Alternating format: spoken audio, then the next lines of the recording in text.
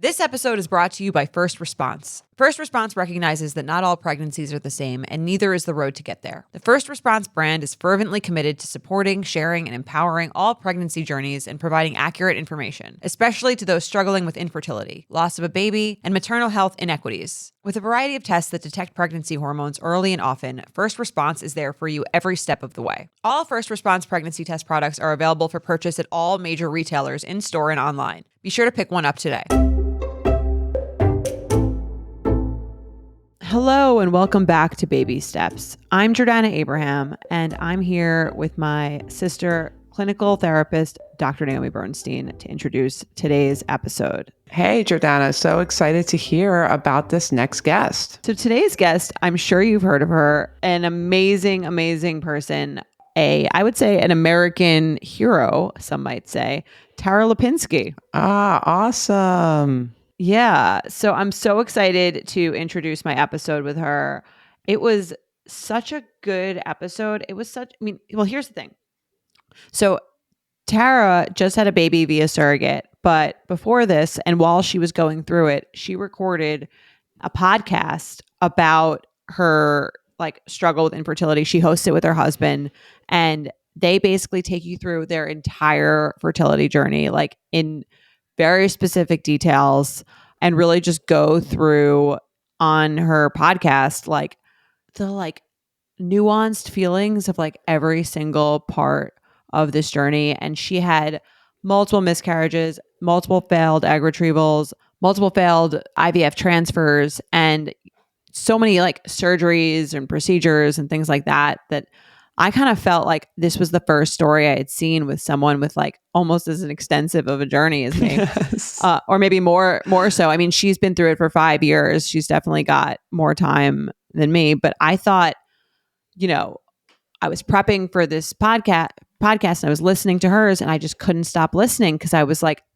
this is someone who fully understands these micro moments of pain and anxiety and is describing them in such accuracy. I was felt seen and heard for the first time. It was such an incredible show. And I was so excited to talk to her about what she's doing and just how amazing it was that she really took everyone through this entire journey with her. Yes, I can imagine. And I think that's what's amazing about what you do and about what she does, which is just take something that can be so isolating and just the little, you're saying, someone who feels like they're in that doctor's office with you, or they're in that bathroom with you, or they're in that moment with you when you're going through something that's so painful and they've been there. I can't even imagine just how connected you could feel to someone. I'm only imagining, that you've never met before because you have such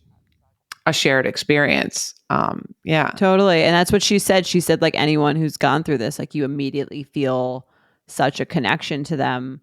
And I mean, it was, to me, it really highlighted the importance of representation for everyone, in so many different ways. There's, because it's one thing, obviously, many people experience miscarriages, but to experience multiple and to have so many of these procedures and to have this ongoing for so long is such a very specific kind of its own torture, yes. I would say, or its own pain points that are really hard to understand. And it made me really appreciate things that people make for minority groups, yes. to represent them so that they can feel so seen. It made me realize how important it is to feel there are stories out there that reflect your own, and there are journeys out there that reflect your own.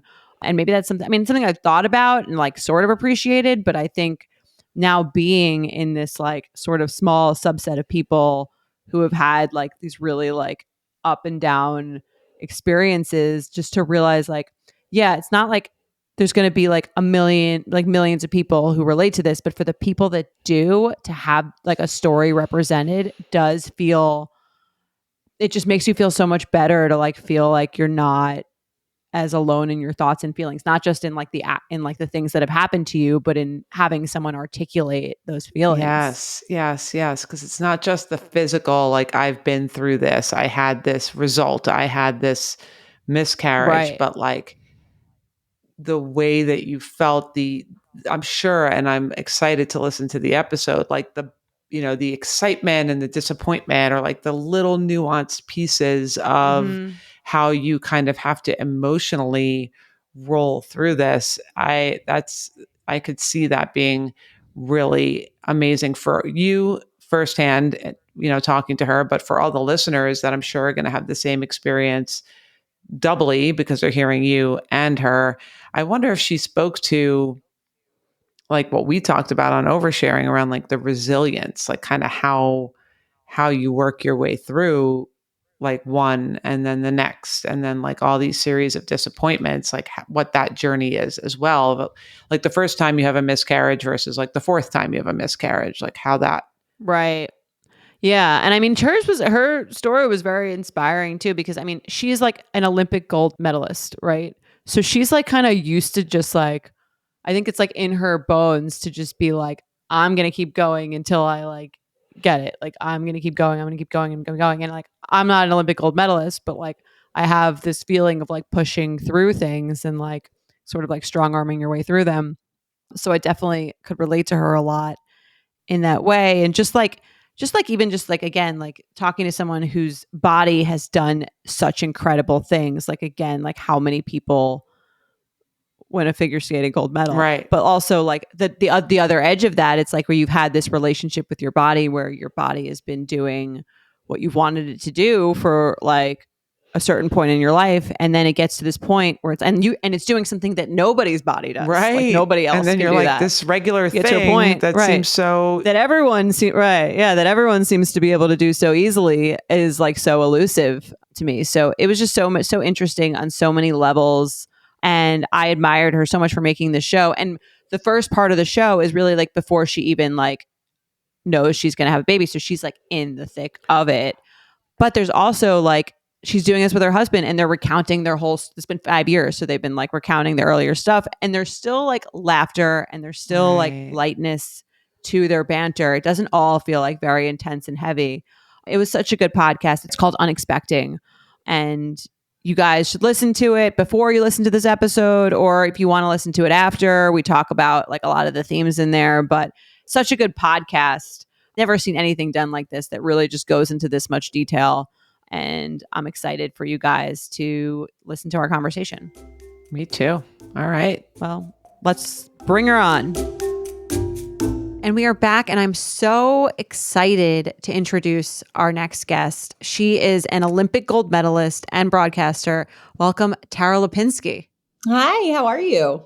I'm good. I'm so excited to have you here. It's so surreal to be here speaking to you. I remember, watching you win the Olympic gold medal. I must have been like 8 or 9 years old and you were such like a hero to so many young girls, like so Oh, that's so inspirational. sweet. Thank you. Yeah, and this just feels like a crazy full circle moment because you were a hero back then for like a certain reason, and now I feel like as someone who's going through infertility, you were like an adult an adult hero for a Right. very different Right. reason. Very different journey.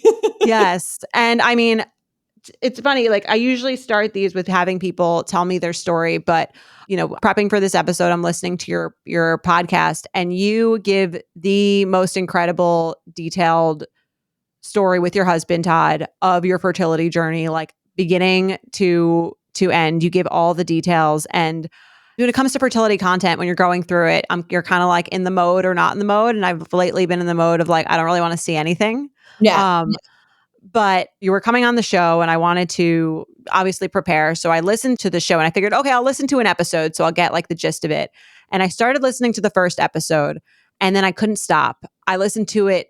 I must have listened to 10 hours of it yesterday. It was such a good Oh my goodness, podcast. it's amazing. Oh my God. I felt so seen. I felt like obviously our stories are not like identical, but they're similar enough. The experiences that you were describing, going through miscarriages, going through pregnancy tests, going through surgeries. Like I felt like you, in a way, that I had never heard before were just like articulating exactly how I felt. I'm sure I'm not the only person to tell you that. I'm sure you've heard that from other people. Yeah, I mean, it's like really nice to hear that, and I feel like an instant connection to you when you're like, I felt seen and heard, because I feel like in a way it also made me, even though I was the one, telling my story, it made me feel seen and heard to speak it, and to then create this community where people message me and say the same thing, like, oh, I was nodding my head, I felt this so deeply. And I think it's been one of the more fulfilling things I've ever done in my life, really, to create this this conversation, this community, to just feel not only myself feel seen, but it's like one of those things, until you walk in those shoes, you don't really understand that deep feeling, that ache, that sort of just Exactly. like, craziness in a way of what infertility and IVF journeys and miscarriage does to a person. And so to find someone who you connect with and you feel bonded with is so incredible. And I just feel like, I've had, a big circle around me of family and friends, but truthfully, I almost feel closer to the people that reach out to me, or, even just hearing you say you've been through something like that and you got it. I feel immediately connected in this really interesting, deep way, which is kind of mind blowing to me. I guess that's the amazing Yeah. thing about community, but it is special. And I mean, to me, that's like the most incredible thing about what you've done. I mean, I started this show to hear people's stories, but on these episodes, usually like we do an hour and you get like the top level information, which is like good. I think that's helpful for again destigmatizing and getting like getting multiple stories that aren't just like, we did IVF and here's the baby and you Right, can see it on right, Instagram. right. But with your story, I think you've taken it to another level where you really like get fully into the details of like, this was how I was feeling before. Like I looked at the portal for these results. And, this is the moment that you get you go into a scan and there's no heartbeat. Like I cried listening to that. I was just like, this is again, like you were saying, like I've never heard anyone describe that moment to me because I don't know anyone who's been Right. through that moment. And to hear you explain those feelings just like exactly to the T, like you go over like so many different components of this process was just really incredible. And there's really nothing else out there like that for like the fertility or infertility community. So I just want to say thank you. Well, thank you. I mean, we had no idea. We just like self-published this. We were just, doing this in a way, I think, for us to heal a little bit, and we knew that there's obviously a community of people out there. And I just, I had followed so many people on a fake Instagram account and felt part of it like in a very removed way. So there was a part of me that was really wanting to open up, because for so long I was so closed off. I really didn't want to talk about it. I didn't really open up to anyone. And then, finally after 5 years, I think I just got beat down so much that I was like, screw it, I don't care. But it was really interesting because we had no idea what it would be like to record these episodes. We were doing them in quote unquote real time, really. Like, if you picked up on the podcast when we already had our baby, like that's way beyond the fact. Like we were going down and it was like very emotional, like we would go down Right. and talk about after the surrogate was having a bleed and was at the emergency room. And I'd be like, what am I doing? Why am I putting this out into the world? Like, Totally. and you're just sitting there still just feeling all these scared feelings. But, I think it was just really healing for the two of us. And then, like I said, I think, this story is not unique to me. And it just goes to show with all the people that I've like connected with, that the feeling of, loss and grief through infertility and IVF journeys and all of that is a very specific, unique feeling that we must all Mhm. feel this Right. this very same feeling, which is incredible to think about. And I didn't know that, right? Like I thought, am I overreacting? Am I just feeling these feelings? So it's, it's been nice, like I said, not only to share my story, but I think it gives me a little confirmation that I wasn't, crazy or Crazy. alone or Totally. too Yeah. much.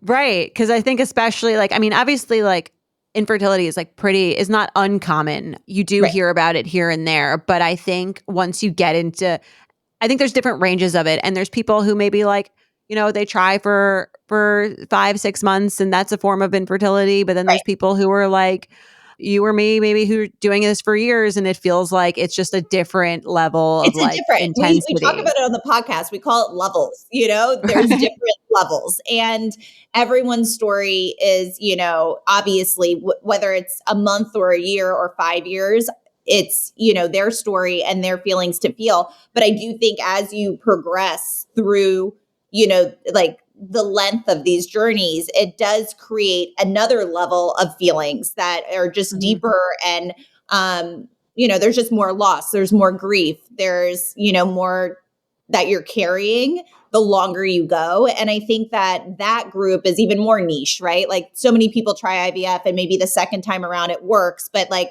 where are the people, that do it 8 times and Right. have all these failures, so it was really nice to find those people. And I hope that if they listened, that they feel less alone from that. Yeah, and I think that's exactly what it's doing. And I think, maybe a part of me was hesitant to start your show, which is called Unexpecting, and it's everywhere podcasts are. So if you guys haven't listened, probably be good to listen to a few episodes before this one. But if you haven't, you really just again, you just detail all these moments within your 5-year journey to, have your baby. And it is crazy to like listen to it while in the beginning episodes you're like, and we're still not successful. And I think that's so hard. And Right. I felt the same way kind of starting this show of like, part of me was like, maybe I'll have it figured out by the time Right. I start recording or this airs, and I can put a bow on it, Right. and I can feel like, okay, like I can talk about it with a little bit more distance. But you didn't do that, which is also so incredible because it is hard to find people who are talking about it in real time as opposed to people who are posting the birth because they like feel like they can finally say something. And the difficult thing about, there's probably not that many people who have podcasts about their fertility. So I feel like we're Right. even more niche group here, is this feeling of this pressure, like you were saying with the surrogate and she's bleeding, like Yeah. I have to like update people People, like yeah. I was like, in I don't real want to do this time. anymore. Yeah.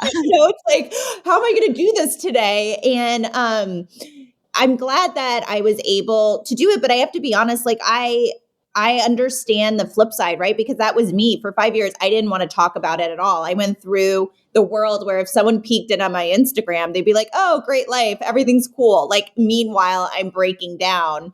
And I think that like for myself, that's what I needed to do. Like I had to put those blinders on. I had to just, focus on getting through every day. Like if I had released it to the world and had other information coming in or opinions or just, more feelings from actually telling my story, I don't know if I was strong enough, like mentally, physically at that Right. time to do that. So I always say that too. I'm like, if you are not able to tell your story, don't. Like Mhm. that is your thing. If you want to keep it close, if you want to tell someone after you've done a transfer and it's positive that you did a transfer, like that is what you should do because it really is so hard to get through it. I think the reason why I opened up wasn't because I'm so strong to be able to open up. Like it took me 5 years. I just got to a point where I really, I think you almost have to accept and accept and accept once you reach all these failures, and that takes time. So I finally got to a different level of acceptance that I didn't have in the beginning. Right. So when you started the show, did you have like the surrogate lined up? Was she already pregnant? Like, No, we were talking, we started this after my fourth miscarriage. okay. And then we did it very slowly because at that time I was like really struggling. Just we decided to do it, but then it would be like we'd go down into that. It was all done in our basement, and I'd be like, Todd, like, I can't. Like tomorrow, let's do it tomorrow. Um, and so we slowly did it after that, and then we ramped up towards the end when we did have the surrogate in place to make sure that it sort of caught up to real time because we didn't want then all of a sudden to have the baby and it not make sense. Right. But we started after my fourth miscarriage. Okay. And then after that, I did one more retrieval while doing it. And then we got a surrogate in that time frame. Right. It's almost like the universe is rewarding you for being so vulnerable. Like this Right. gift at the end. And I mean, it must be like an incredible feeling after. I'm not up to this part, so forgive me if I'm asking you something that No. I could hear on the show. I'm just up to the you found the septum. Yes. Yeah, you found the septum, which is a surgery I've also had. It's funny to like have another person where you kind of feel, because you think it's just you who like just keeps Right. getting diagnosed with thing Right. after thing, and you're like, how many things could I possibly Yeah. And even I thought we have? Like, figured is it that out even then. Like, what's next? Like, right? And especially you, I think, as someone who's like an Olympic skater, like someone whose body was like has done incredible things, and you talk about this a lot with your relationship with your body, because for the first part of your life, you're probably like, my body is like sick, like it can do things no one else can do. And then it turns around to, why can't it do the thing that everyone can do? It seems like every person that I see can do it except for me. yeah, that's exactly how I felt. I just, and I said it, I think, in the podcast where I was like, my body worked for me until it didn't. It was, like my body was sort of this vessel that I was able to, live out my dreams of, becoming an Olympian and winning an Olympic gold medal. And it was very, there was a formula to it, train hard, train harder, success, and then all of a sudden I go down this road of infertility. And I thought I could just apply those same strategies of, okay, Right. well, all right, clean out my kitchen. We do all glass, and I eat fertility shakes, and I do fertility acupuncture, and that is going to bring success. And it was, really, I guess, enlightening to realize that when it comes to infertility, that is not the case. Your body is in charge. It's going to do whatever the hell it wants to do. Right. And you have to eventually go with the flow. And that took me so long throughout our, 5-year journey to accept. I was, Todd would laugh at me because I would always be on my phone, like doing this. And he's like, you're counting again. You're counting the days till Right. transfer. And then you're counting out what that will look like for the day 5 test. And you're counting out a due date. And I just counted. And it became like a cruel joke eventually, when it just was like every time I did that, every due date, every, IVF calculator, when I get excited for a transfer, it just was like a cruel joke when it didn't happen. So eventually towards the end, I just stopped. I was like, I give up. Right. You win. Like IVF, infertility, like clearly I can't beat you. So, fine. Right. And when you say like I give up, does that mean just like I'm gonna like not overanalyze every Yeah, I think result? I had different emotions. Like I'm not, if I'm being, and I tried to be as honest as I could on the podcast. Like I was never like a overly positive, like we're going to get this, like we got this. Like that was Right. not me. Like I think I like, I feel like I'm resilient and I love to work hard at things. So I think that's where sort of the persistent, sort of Tara came in, where I was like, I'm not going to give up. But, there were many times I thought I was. And, when these things would happen to me, I was really scared. I would go into like worst case scenario, like it's never happening, like something's wrong, they can't figure it out. Like there was so many of those moments. And then obviously after the failures or the miscarriages, I would just be, for like 2 weeks, I had like a definite cycle I'd go through where I would just lay on the couch, pity, it's never working, we're Right. giving up, I'm never doing this again. And then slowly, I think, as cliche as it is, it's like time does help things. So it's then, you fast forward and eventually I'd wake up and I just have that like little seed in my gut where I was like, all right, call the clinic, like make the appointment, figure out what's next. Right. So that kept happening. I don't know if eventually I would have given up. And that would have been okay too. I think that's something I always like to say, because I'm sure there's so many people listening to the podcast that haven't gotten to that end point yet. There's so many people that have moved on. And I mean, IVF, infertility, not everyone can afford this. This is insane, Right. the amount of money and, resources you have to continue a journey. So there's so many people that move on to a child-free life and are quote unquote successful because, they've learned something, they've gotten to a point where this is their life. And I never want someone to feel like without a child or still in the journey that you're not successful, because again, like the whole body athlete thing, there's no winning or losing in IVF. It's just a really hard, it's a hard journey to be on, to have gone through, to have succeeded in, to have moved on in different ways. I think, that's my biggest concern when I had Georgie, because I just didn't want people to think like, oh, like she won, like she got this. Like I still felt so deeply for the people still in the trenches of it. And also for the people that moved on to never feel like, oh, like, I think that I won. There's no winning in this. Right. Like they've won too. Like just sheerly getting through IVF or infertility, you've won. Like if you're right. And I think that's almost like you get, you're so happy, especially if you hear someone's been dealing with infertility, you're so happy for them when they finally get there. But there is this feeling of like, shit, now am I the only one still here? Like in the trenches of this? Am I the only one left? Like, I do think there's that feeling of like, I don't want to call it jealousy, but it does feel like I'm jealous that you don't have to talk about this anymore. And Todd kind of talked about that a lot on your show. Yeah, we're very sensitive to that because I really had a lot of those emotions, and it was hard because I always questioned like, what do my friends think? What does my family think? Like, you're not jealous. I think what it is, it's really like you're having like two, feelings at once. And that is okay. You're happy for whoever it is, a friend or a family member that's pregnant. But at the same time, it's just bringing up all of that baggage, all of that trauma you've been through. And it's putting it in your face of like, why can't I get there? Like, will I ever get there? Like all of those thoughts flood you.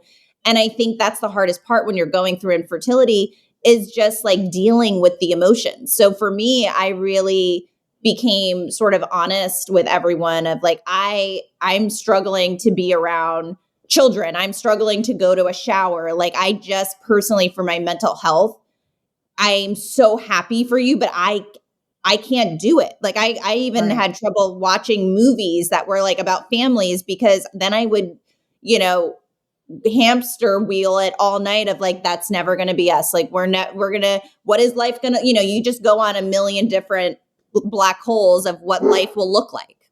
Right. It's like this longing for something that you never fully had, but like the feeling that you might not have it is kind of terrifying thing. And you're faced with that. And especially, I mean, you talked about this too. I feel like you talked about so many things that go on when you're dealing with this for so long that so few people have articulated, just like the feeling of, you started an egg retrieval at the same time a friend got pregnant, and then like they've got like a 3-year-old and you're still still doing what you were doing. And it can feel like really, it's like just like the existence of this person can feel like a little deflating. Yeah. It can. It just like it's in your face when you really have to take that hard look of what you're going through. I think that's the thing. That's why I didn't really open up about it in the beginning, because I wanted to distract. I wanted to pretend it wasn't happening because it was going on for so long. And there were so many answers that weren't being answered and questions that weren't being solved and all of these things that,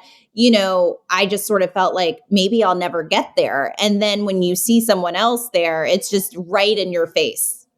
Right. And I mean, you talk about how you were like really intensely online. Did you find that was more stressful for you? Like, was there a part of you? Because for me, I did that in the beginning. And then I felt like I was just bombarded with like a lot of half stories. And maybe there's some people who do like more intense documenting. But part of it did kind of stress me out, like when it didn't work for people.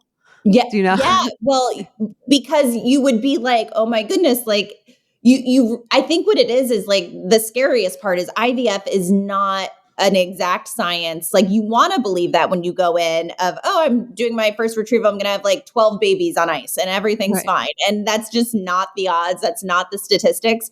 And then the more you're like a quote unquote long hauler, you realize that some of it is really it's just chance. It's just luck. It's like, you don't always have an answer, which is terrifying, right? Because you want a doctor to say like, I know what it is. I'm going to fix it for you. Right. And we've got this, but you start to realize that that's not always the case. So when I would see people stories and it would be like, I'm on my 6th transfer and it still didn't work.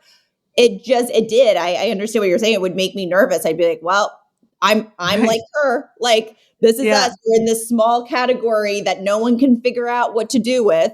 And it was almost it's funny because then you'd see someone succeed. And of course you'd be like, oh, I want to succeed too. But then you would at least think like it worked. Like they figured something out after all this Right. time. So it can happen for me too. And sometimes they didn't figure anything else out. And you talk about this phenomenon a lot where it's like you keep doing the transfers or you keep like having the miscarriages and it can Yeah. feel like, what's the definition of insanity that you hear? It's like doing the same thing over and over again, expecting different results. Right. And then you're kind of like, am I like a fertility junkie? Like, am I just addicted to doing this? Is anything going to change or is it just going to be the same Right. hamster wheel? Well, you start to feel a little crazy, right? Obviously you rely on your doctors to like tell you if it's like time to stop. I think that I always relied on that. And my doctor truly, we couldn't figure, you'll hear towards the end what we eventually figured out. But, for so long, we really just had zero answers where it was like, you look great. Like everything's fine. It should work. It might have just been chance. It might have been the septum. It might have been this. Like, there's all of these variables.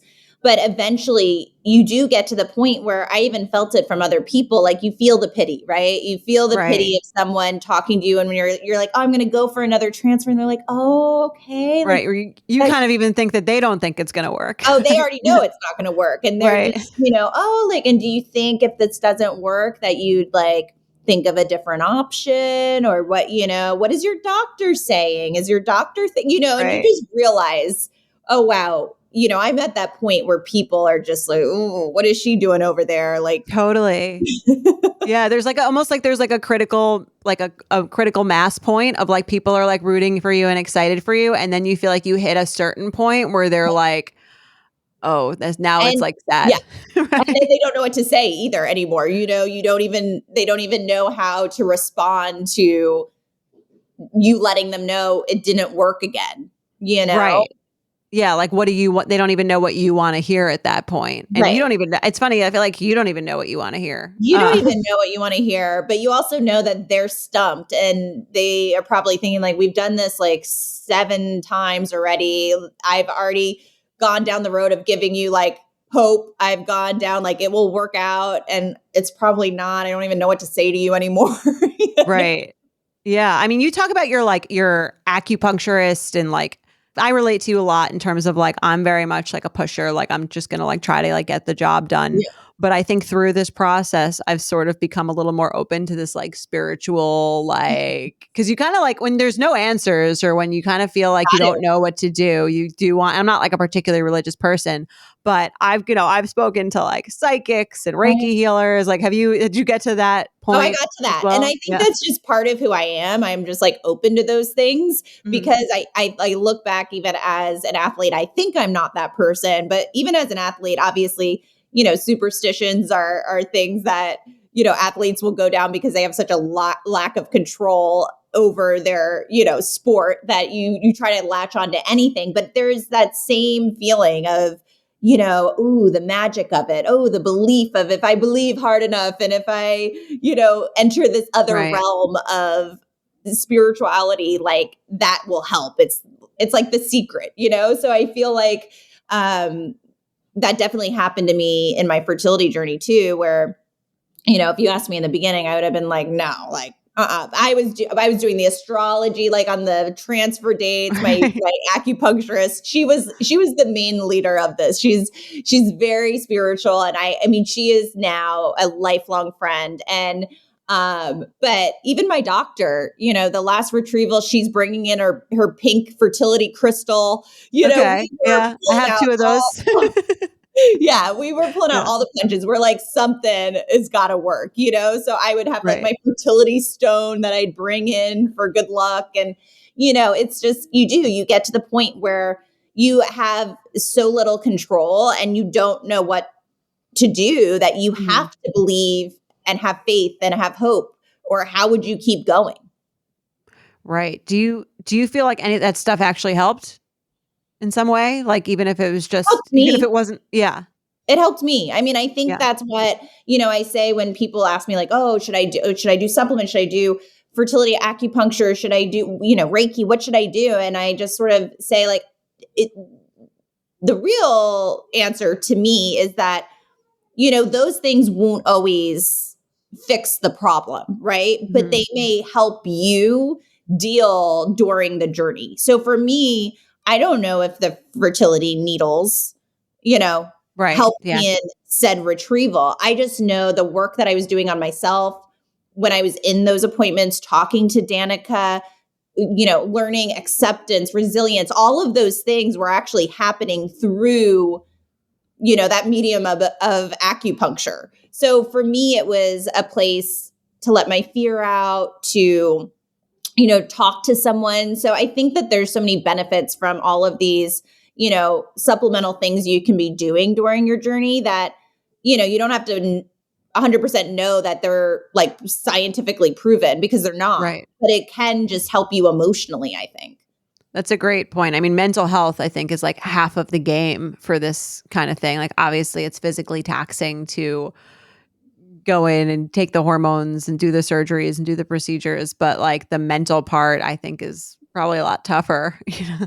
It is. It's Yeah. it's so hard. I mean, for me, that was, the physical, and I always try to, think of everyone on this journey, because there are some people that the hormones really affect them on a day-to-day basis, and it is really hard.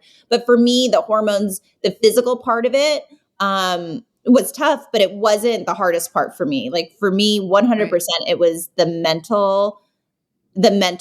emotional aspect of it all was the most devastating and the hardest part of my journey. Right. Did you ever think about taking a break? Yeah, I mean, every time I'd be like, "I'm done. This is BS. I'm over this. I'm done." But like I said, I just always had that thing where it would just come back to me, where I would just Right. get, I guess it's hope, like Yeah. I would think, "Let's figure it out," and I'd have the energy to do it again.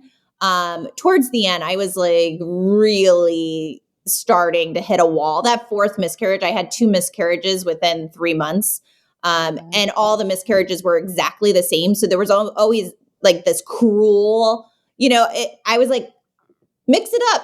Give me a Right. chemical, give me something a little different here. Like same thing. It was almost it was Groundhog's Day times 100. And it was to the point where I always said, I was like, the first miscarriage was like heartbreaking, but the fourth, it just took me down. It was the one that physically I had complications after and bled for a while, and I became anemic, and I just was physically at zero, and then emotionally so angry and so tired. And I had a little fuel left in me. This, the idea of a surrogate and one more retrieval was like what I gave it my all in Right. that. And I like almost, I could feel it. It was like this last push. And then after that, I was just exhausted. And I've been sort of dealing with the effects of everything. Like I have an endometrioma now that I never, like I'm like, my Right. body just was like, it's over. You are done. So I had that last little sprint in me. Yeah. I mean, you talk about like, because I mean, there is this feeling like, again, you talked about the levels, like there Yeah, are, even when you can get pregnant and then you lose a pregnancy, it right. still feels like, oh, well, some people can't even get pregnant. But then Right. you're like, oh, but I'm pregnant and then I lose these pregnancies. And then I'm like set back, like it's like you're going to a negative because then it has to come out of you and it takes a Right. while and there's all Right. these complications where it's like, would it have been easier to just never had it? And then when I had it, it was fine. Right. Like, I mean, for me, and this is just my own unique view of it, of going through it. So, I always want to be sensitive to everyone. And like you said, it's so hard for people that don't see the positive pregnancy test. But I will say for me, because I've had failures where I didn't see the positive pregnancy test, but for me, it was, way, way harder to go through a miscarriage. At the end, I was praying when I would, on day 5, I would literally say, please, if it's not going to work, right. please don't let it be a line. Like, please don't make me go through this hell.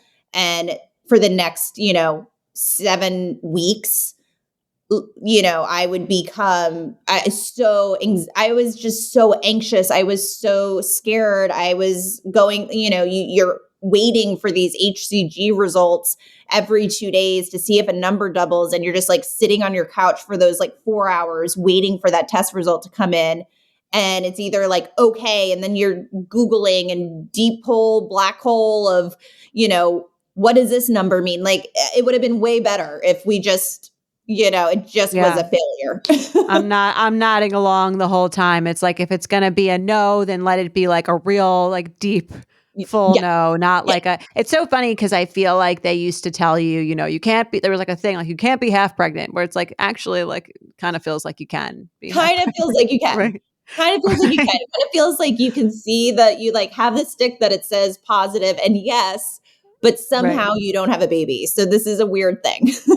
Right. Like, I mean, I've had all the types of miscarriages, and the chemical one is kind of like that. I think it's like, you see the line, and it's so funny. You were like, I can tell just from looking at the line what the number is, and where it should be at this point and how many days passed. And like with the chemical, it was like, fuck, it's like a little line. It's like a little shitty line. That Yep. And you're like, why? And then you like still don't want to give up hope. And then you're like waiting for the next day. So that limbo, I can say, like, is really one of the most mind-numbing, frustrating, heartbreaking cycles to be a part of. Yeah, it's definitely like a very unique hell. So when you were doing the podcast, did you like feel senses of regret at times, like that you were doing it, or are you kind of like just fear a little bit of putting it out there? It was really, I've been in the public eye my whole life and been very open and honest, and never was that person that was scared to share things. Definitely the night before the podcast went out, I panicked. I was like, no, like what did I do? Like I had the weirdest, most uncomfortable feeling of just sharing this and wondering what people would think. And, it's not something you want to be like, hey guys, like my body doesn't work for me. I just can't do it. So there is that sense of just having to sit with that feeling of, where your body feels like it failed you. But when I was doing it, I think because we were still so in the mix of it, I mean, really, the night before we went to the hospital to have Georgie, I'm sitting there and still scared, so it was really the whole length of it.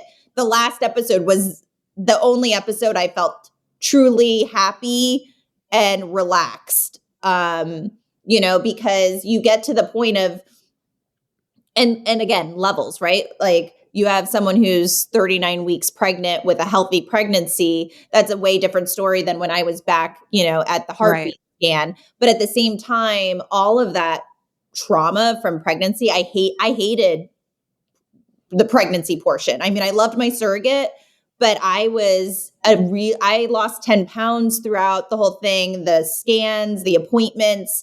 I had gotten so much bad news for so long that it was surreal when these appointments would go okay. And it was almost like it didn't sink in. And I was in that same cycle of what's going to go wrong. Something's going wrong. Something's going to happen. So, even at that end point, I was worried about stillbirth. I was worried about all of these things that, I mean, I couldn't sleep at night. It was just a form of anxiety, that was really hard to deal with. And when, it's funny, the birth of Georgie, my husband was like filming me from behind and I was like part of it. And if you watch it, I am sobbing like uncontrollably. It almost looks like I'm laughing, but I'm sobbing uncontrollably because it's not taking away from my daughter's beautiful birth, but it was relief.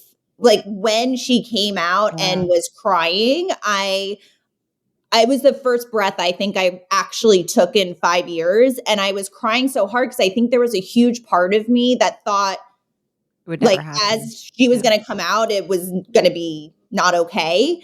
So it was so overwhelming in the moment when they were like, she's okay. And like, you see a healthy baby. But that's how messed up this whole thing had got me, that I really, until that moment, I don't think I was, relaxed or truly happy or present and all of those Yeah. things. That's I mean, an amazing, really inspiring story, I think, just to, you know, seeing her for the first time and realizing it was real. You said like it was the first moment I could be like happy. Yeah. And I think that's something that people in it kind of feel like they struggle with. And I think in the beginning, maybe I felt like this a little bit more, but this feeling of, I don't think I can be happy until I get this thing. But then it's like, well, what if this takes me, 5, 6, 7, however many years or never happens? Am I saying that I'll just never be happy? Like, how did you have moments So of that? interesting. Yeah. I find this conversation, I could talk to you about this specific conversation and idea for hours, because I've thought a lot about it. And now, reflecting on my life now and from before Georgie, it's very interesting, because I did get a point like halfway through, and especially with my husband, just my husband and I trying to find our own vibe together, because, he was a little more optimistic and he still wanted to live life and be happy. And I really was so, to me, it was like an Olympic event. I was training for this. It's like, we're not going on vacation. We're not, no time for Right. smiles, like get to the rink and practice. Like we need a baby, So I feel like, we had very different approaches, and we really had to come together for our marriage, for just, again, being happy in life, where I eventually got to the point where I was like, I need to enjoy other parts of my life. I need to find happiness somewhere.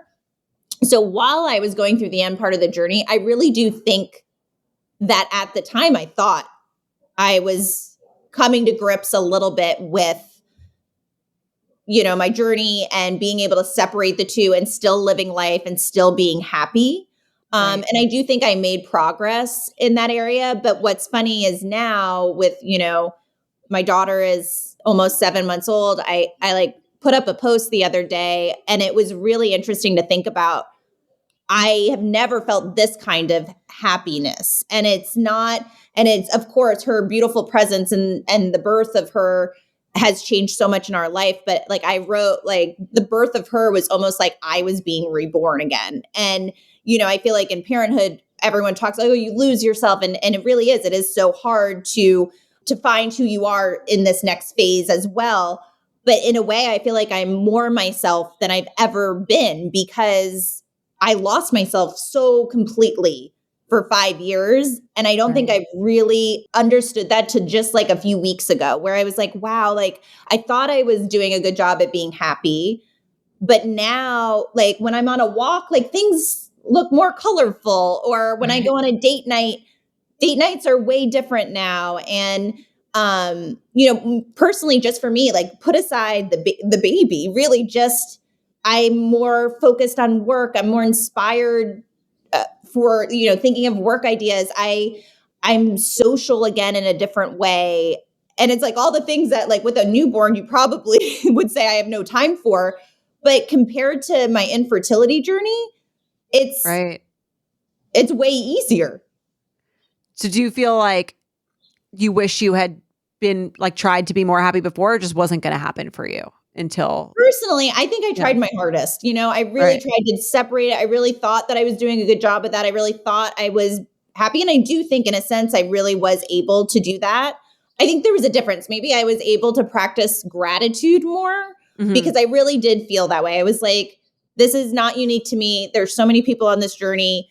I had a friend die, very young, die of breast cancer during this time. And, things like that put everything into perspective, right? Like, of course, you Right. want a baby and you want a family, but oh my goodness, at the time, I still had a great job. I have an amazing husband, a good marriage, beautiful friends, health more than anything. I Right. had, like I was healthy and I have good health. Like, those things were always the thread of like how to be happy in my day, because I really appreciated that. And I was able to see that this wasn't the end of the world.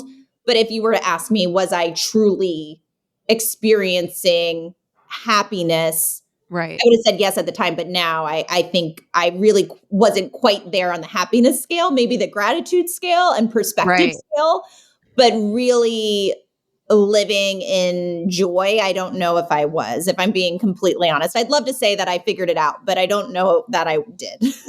No, I think that, I mean, that's very honest. And I think it's like there's a refreshing nature to that because I think people kind of feel that way and they feel almost like guilty for not being happy. But I think that what you're saying is very true. Like grateful is almost like at certain points, like the best you can do. Right. And that's okay also if you're Right. not, feeling your best, most happiest self. Do you feel like this experience has changed you like positively in any way? It's so interesting. I've never been a person like everything's meant to be. Mhm. You know, I wish this never happened. Like no one should ever Regret have every minute. this. I would never say like I'm so glad this happened because of this. I've learned this. Right. Hopefully I was going to be able to evolve as a person without this. But I do think if there are silver linings through this, it's changed me so dramatically in positive ways of, acceptance, like being dropping into more feminine side of who I am and not just the masculine of like make it work, practice harder, you know. So I think that I've learned a lot about myself. I think that because of this, I feel this. I mean, again, the community part of it, Right. of connecting with all these people, has been, like I said, the most fulfilling thing. I think there is something to be said about when, if you do go on to have a child, and I'm sure every parent that hasn't gone through infertility would be like, no, I'm grateful for my child too. Like, of course, like children are miracles and everyone is just so grateful and in awe and all of that. But I do, and especially connecting with people who have gone through long journeys and then move on to parenthood, we all have that similar thread that's, you just, the level of gratitude is, I mean, overwhelming, and it And that doesn't, lasts. yeah, It's not just the first day she's born. It's like when she's crying in the middle of the it's night. when she Yeah. literally is like pooping on me and Yeah. I feel, and I think back to who I was before and I feel like I'd be like, oh my God, why is, like, okay, like, and those emotions are fine too, but it is so strange that somehow I'm still so connected to the infertility part of me that I don't feel that. Like instead I'm like, yes, like I wanted this. Like Right. it's happening finally. Like I'm in like that hard mom phase. Like that's what I wanted. Like this is amazing. So I do think like that is something that's come out of it. And I don't know if, just getting pregnant on day one, what I, would have been like, through more difficult things. Of course, like I said, every parent is grateful and excited for, parenthood. But I do think there is this extra little excitement you get that Right. you look at her. And I mean, sometimes I'm still like, I'm not sure it's happening. Right. And even after all, Is I'm she really yours? Right. Yeah. like, this feels weird. I feel like I'm not like, is this a dream? Like, am I really living this life? Right. And then, I mean, I haven't gotten this far, but I think I saw that there were some episodes in season 2 where you talk about thinking about another baby. Does that feel like the edge is taken off a little bit Yeah. because you have Georgie? Yes, I think the Yeah. edge is definitely taken off. I think there was just so much riding on that last surrogacy journey because no one really had that many answers. And of course, we just thought I couldn't keep a pregnancy, but we really could have. My biggest fear was we put the embryo into the surrogate and the same thing happened to the Right. surrogate, which then would mean that our embryos are an issue. So there was just so much riding on that journey. Like the stakes were so high for that heartbeat scan Right. that now, I definitely feel a little bit more at ease. But it's funny, it's like scary. Like sometimes I like we're starting the journey, like finding a surrogate and all of that. And it's whenever I have to do it, I realize I'm really like pushing it off because I think there is still some of that, appointments and going back to that PTSD. life of like, is it going to work and what's going to happen, and it's just hard to like ever really enjoy that again, like Right. there's like, I think, the journey of my surrogate being pregnant, there were a lot of beautiful moments, but I can say like my miscarriages, my journey really took away the innocence and excitement around pregnancy. it really did steal that from me, because I think you somewhat have to be a little naive, a little bit innocent going into this, because if not, it's really hard, to not look back on your own journey. And, I didn't even want to listen to the heartbeat when she was pregnant, which is a Really? weird thing, because I think it was so tied into fear, and even hearing it was like anxiety, like made me anxious, even though I should be excited to hear it because Right. I didn't hear it. But the appointments, the scans, I think I was just always waiting for bad news. And it Right. was hard to reframe that. And I mean, that's the crazy thing about IVF too. Or infertility. Sometimes I'm like, I always be like, oh, Murphy's Law, but it really is like a cruel joke that IVF plays on you when there's so much failure. And you almost think like I'm like, that's time for a win. Right. I'm due for one. Yeah, Right. not Yes. in the IVF world. Like those infertility gods are like, no, we're going to give you like 6 failures in a row. And so then you just get Right. so used to failing that it's almost, like I said, it's just so surreal. If they say something's okay, you almost don't believe it. Right. It's super like PTSD, like the way you describe, like, even like, again, you guys go listen to Unexpecting, like the way you describe this, like just the doctor looking for the heartbeat Right. is like a traumatic experience once you've like had it. Just the silence of like Yeah. a search is like, again, something so pointed that you described in such like beautiful detail. I mean, it's like horrible, but it's beautiful.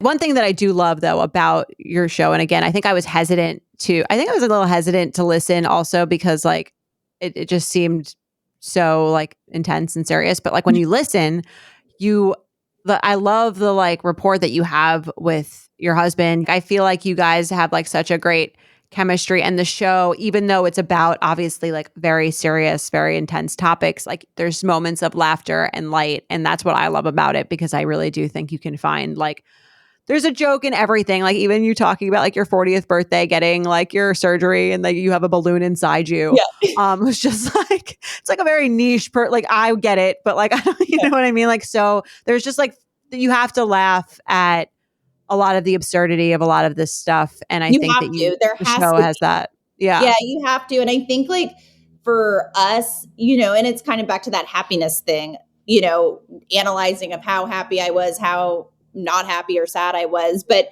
I do think that with Todd, we were able to find the humor and the laughter and just laughing at how messed up it all was. Because if we didn't have that rapport, if we didn't have that, release, it would have been, so depressing.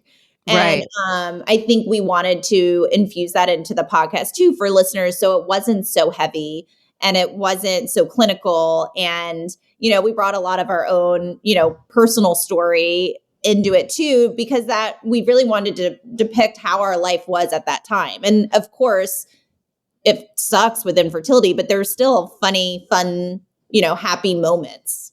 Right. Yeah. It wasn't like they were in a cave for 5 years. There was still some Yeah. things to laugh about, even though obviously it's like a little clouded by Yeah. the situation. So I just love the show so much. And anyone who's like, if you're going through this and you like, you're scared to listen, like it's such I was a little scared to listen. It was such a good show. Everything you're thinking will be articulated. Like I now feel like, again, like that feeling of other people get these like micro kind of niche Yeah. moments that you feel like only you would understand. Yeah. I thought it was like such an incredible show. I laughed, I cried. It was like you really are doing such a service for a subset of women and anyone who like even is curious, I think, about infertility. Has a friend who's going in it. It's hard to understand, but I think your show really, really helps people understand. So thank you so much for doing it. For the next few weeks, we'll be bringing you a segment called Positive Reinforcement, presented by First Response. We know that waiting for the positive test is exciting, but also stressful. No matter what you're struggling with on your journey to conceive, we're here with a little positive reinforcement. The information provided herein is intended for educational purposes only and is not a substitute for professional medical advice, diagnosis, or treatment. Always seek the advice of your physician or other qualified health provider with any questions you may have regarding a medical condition or the use of medical devices. Before we go, could you just offer some words of encouragement to anyone who's in the thick of it or going through it, whatever level they're at? I would say for encouragement is, mainly the emotional side of it of I see you, I know what you're feeling, I am rooting for you, and that, for you to even be at whatever point you are in this journey, one thing I know, I don't know you, but you are so strong, so incredibly physically, emotionally, mentally strong. And that's coming from, someone who trained to become an Olympic athlete and views these two journeys of winning an Olympic medal and surviving infertility as incomparable, like Olympic medal, infertility, it is that hard. So that, to get through what you're getting through and just surviving is you just have to take a moment to realize how strong you are. And that wherever your journey goes, there is, and I hate saying this because for someone who's on the other side, it's like annoying, but there can be light. And, I'm not saying it's always going to be that. And maybe someone's story doesn't have that. But for someone who was in darkness for so long, where I really, truly thought that there was never going to be light, that there was no answer, that there is sometimes an answer. There is sometimes an avenue. Maybe it's not the avenue you originally thought. I never thought I would not be pregnant. I never thought I'd have a surrogate carry my baby, but you find a way and Right. there is light, there is light. So I do think that, or I at least hope that anyone that's listening to my story, either feels seen, validated, less alone, finds hope, whatever it is, because that's the least I could do to give back to this community. Because that's like, for me now, I am so passionate about infertility and IVF and everyone who's been through it. I just feel like my heart is just always so open and feels the ache so deeply. Like I'll get a message from someone and I almost am taken back because I'm like, I feel that feeling like, oh my God, I just want this so bad for someone. And, I do hope that now I can try to give back as much as I can and help people through fertility grants and, have the ability and opportunity to continue their journey for an opportunity because, that's where I was very lucky is I had the opportunity to continue because if it was a one and done, it would have never happened for us. So I Right. really hope that I can, find ways to give back. Well, thank you so much for coming on. That's great advice and great, just great motivation. I think that you've really painted a great picture of the experience and even the light at the end of the tunnel. And I think it's a very hopeful story. Thank you to our sponsor, First Response. For nearly 20 years, First Response has supported Resolve's mission to empower the infertility community through providing resources and support for individuals and couples on their path to parenthood. Resolve.org is home to many resources for the infertility community, including free support groups, books, and more. Resolve is dedicated to ensuring that all people challenged in their family building journey are empowered by knowledge, supported by community, united by advocacy, and inspired to act. All First Response pregnancy test products are available for purchase at all major retailers in-store and online. Be sure to pick one up today. So thanks so much for sharing that. And thank you for being a great role model, both, in the Olympics and, sports, but also to just a regular, everyday woman going through it. So this was awesome. Thank you so much for coming on. Of course. And we'll be back next time on Baby Steps. Baby Steps is produced by me, Jordana Abraham, and Shannon Sassone. Editing by Jorge Morales-Pico. Guest booking by Ali Friedlander. And be sure to follow at Everything's Fine on Instagram. Thank you to our sponsor, First Response. A lot of us test more than once. That's why First Response created the Triple Check Pregnancy Test Kit, which includes 3 different tests all in one box. The kit includes the Early Results Pregnancy Test, 1 digital pregnancy test, plus 1 rapid result pregnancy test that gives you fast results in just 1 minute on the day of your missed period or any day thereafter. Each test in the kit offers a different way to learn your results, so when the time comes, you feel as confident as possible. All First Response pregnancy test products are available for purchase at all major retailers in-store and online. Be sure to pick one up today. Betches.